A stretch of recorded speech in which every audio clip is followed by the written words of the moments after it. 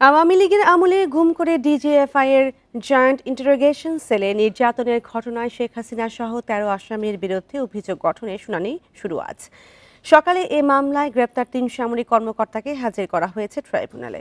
এছাড়া মামলায় পলাতক আসামি রয়েছে শেখ হাসিনার সাবেক নিরাপত্তা উপদেষ্টা তারেক সিদ্দিকী সহ ডিজিএফআই এর সাবেক ৫ মহাপরিচালকও। অভিযোগ গঠনের শুনানির শুরুতে রাষ্ট্রপক্ষে চিফ প্রসিকিউটর তাজুল ইসলাম আসামিদের বিরুদ্ধে আনা অভিযোগগুলো আদালতে তুলে ধরবেন। একই সাথে আয়নাঘরে বন্দি রেখে বছরের পর বছর নির্যাতনের বর্ণনা দেওয়া হবে। পলাতক আসামি শেখ হাসিনার পক্ষে রাষ্ট্রনিযুক্ত আইনজীবী আমির হোসেন শুনানিতে অংশ নেবেন। এর আগে গত ৩রা ডিসেম্বর গুমের আরেক মামলায় ১৭ আসামির বিরুদ্ধে অভিযোগ গঠনের শুনানি শুরু হয়। এদিকে জুলাই আন্দোলন দমনে মানবতাবিরোধী অপরাধের এক মামলায় জাসদ সভাপতি হাসানুল হক ইনুর বিরুদ্ধে সাক্ষ্য গ্রহণ করা হবে।